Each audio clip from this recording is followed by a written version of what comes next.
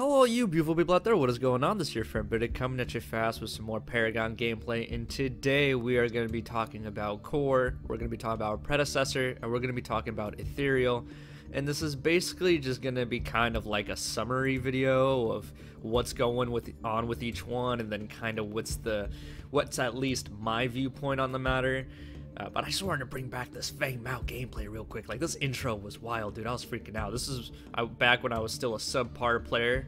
You know, this is alpha legacy days, so I still wasn't at the prime of my performance, but this was just lots of fun. I really enjoyed getting this clip. Muriel was just completely saving my ass and letting me 1v4, 1v5 the whole team. So it was great. Big shout out to Mex over there when I was still in fucking gold. But anyway, we're gonna be talking about these three games and kind of like the battle, because basically it's these three that are still kind of on the radar, right? We had Project Phoenix Rising kind of take a big toll, slow down a lot, so we're not gonna be talking about them in this video here. And Ethereal is kind of like the wild card, because a lot of people are just talking more about Core versus predecessor because they're both using the Paragon assets. And Ethereal, like I said in the past, is the most ambitious one in my opinion, because it's looking to make a completely new type of MOBA, one with vertical lanes floating in the air rather than lanes on the ground going horizontally from left to right between off lane, mid lane, and carry lane, dual lane. So it's a crazy adventure that those guys are going for there, but let's see if they'll be able to do it. There's not much that they've shown in terms of gameplay and such in comparison to the other two companies yet. They have shown the maps and they have shown some animations, but in terms of how stuff works and mechanics and all that, they haven't actually shown much gameplay.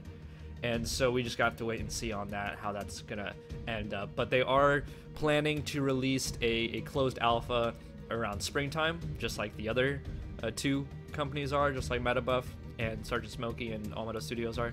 So we should be able to play all these games around the same time, hopefully, if everybody stays the course, because predecessor has slated itself as the first one out of these three games to release a closed alpha, I believe in March, because MetaBuff has said April, you know, 1 year anniversary of Paragon shutting down. So, or I guess, yeah, did it shut down this year? Has it been? Dude, this year has lasted like 5 years. Am I the only one who feels that way? Like, this year has lasted forever, dude. I just finished finals. I'm so ready to be done with it. But anyway, yeah, so predecessor's gonna come out first when it comes to closed alpha if they keep on target. So that's enough of Ethereal. We're just going to focus on Core and Predecessor for the rest of this video, because like I said, there's not much to talk about Ethereal yet, besides they've been working hard on showing their characters and designing lore for them and stuff, which is really good. Whereas the other two games, they don't have to worry about that just too much, because the characters are already there. They just have to make sure they work. And then the lore is also being designed, but it's not as important for them right now. So anyway, I know I haven't talked much about predecessor. A lot of the spotlight has been on Ethereal and Core on this channel, especially Core lately because of the proof of concepts, but predecessor is still very much a thing, and it's not so much under the radar anymore. It's pretty much, I mean, they're both like quote-unquote Paragon 2s, right, because they both use the Paragon assets and such, but to me, predecessor seems to be simpler than Core.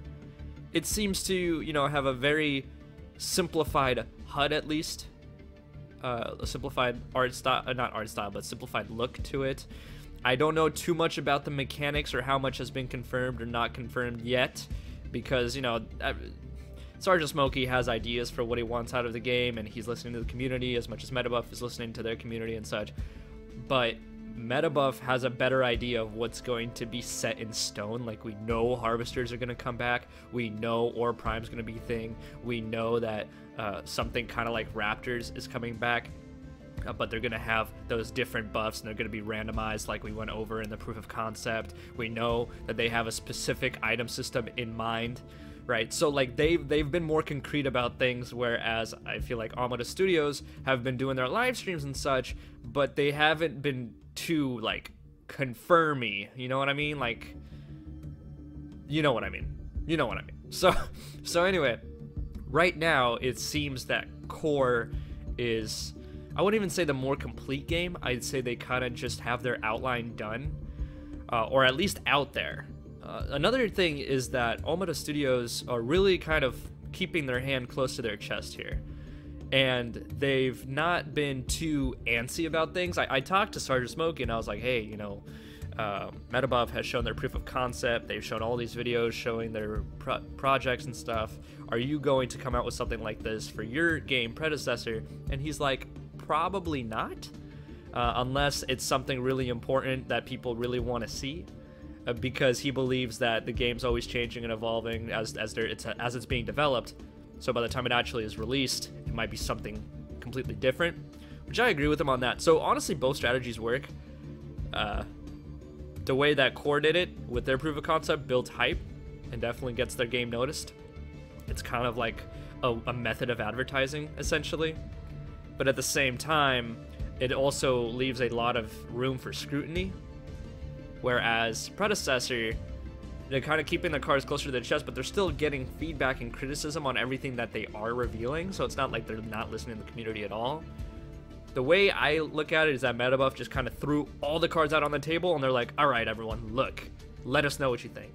And then predecessors over here is kind of like, all right, let me know what you think about this one thing, and then we'll take it back, work on it, and then let me know what you think about this other thing, and then we'll take it back, work on it. So it's just two kind of different presentation methods, which both work in their own sense, in their own ways. I don't think one company is doing it wrong. I don't think one company is doing it right or anything like that. And Ethereal too has been really quiet, just kind of slowly leaking their stuff out until they're ready for that big explosion.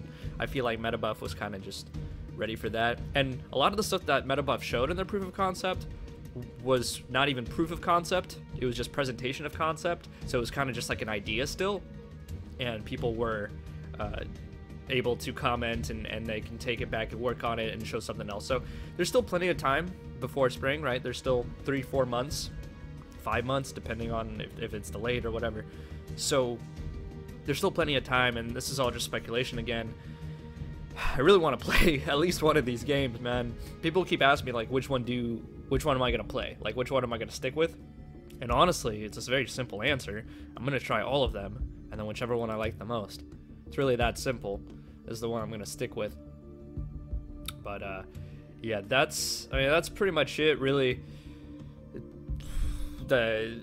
What did I think mostly about Core's presentation? I liked it. In general, I really liked it. Like I said in the individual videos, the itemization system might be a little too complex, so they might have to fix that. The HUD will definitely need to be changed, but they did confirm that the HUD will be changeable by the player, so you can customize it if you want. But I feel like the default HUD should still be more user-friendly and more noob-friendly for people who don't necessarily know how to change their HUD or want to change their HUD and stuff. So, yeah, I think that they're going to be working on that a little bit more. But in general, that's about it, man. Honestly, that's all I got. I thought I could stretch this out to 10 minutes, but I really can't. I just wanted to give you guys a nice, juicy video because I'm leaving for vacation. I'm not going to be making too many more videos. I might make one more video before the new year, but I'm going to celebrate Christmas and New Year and stuff with my family, and so I won't really be at the office making these videos because I won't be here. But I will be playing some games on my Switch while I wait, because, you know, Red Dead Redemption 2 has also been fun, Spider-Man's fun. Game of the Year went to God of War. Totally should play that if you haven't already, especially if I have PlayStation. Like, I probably wouldn't buy a PlayStation just to play it, although, then again, it is an amazing game. Plus, you can play all the other amazing games. But anyway, I'm not even talking about Paragon or Core anymore. But yeah, you guys should know that I'm not going to be making videos. That's where I was going with this. Not going to be making videos for a while. I'm taking a little break. My semester's over. I'm going to go relax, maybe get myself a massage, right? Maybe get my toes rubbed a little bit. Ask Rux, he knows a lot about toes. He loves them toes, bro. But from the Discords, it seems like the pros have, you know, been kind of going on both as well. They're kind of like the same mentality as me, where they'll just wait and see and play whichever game they like more they'll stick with. Because in the Discord, you'll see some old Paragon quote-unquote pros popping up in both MetaBuff's Discords and Omeda Studios' Discord. So yeah, I'd recommend just go and Check out these games' Discords. I'll put a link to all of them in the description so you guys can kind of see for yourself and talk to the people yourself and just have them answer your questions because they obviously know more about the game than I do. I've been pretty busy with finals recently as well. So anyway, that's it for the video, guys. If you did enjoy, drop a like, subscribe, all that good stuff. As always, make sure I have a wonderful day. Peace.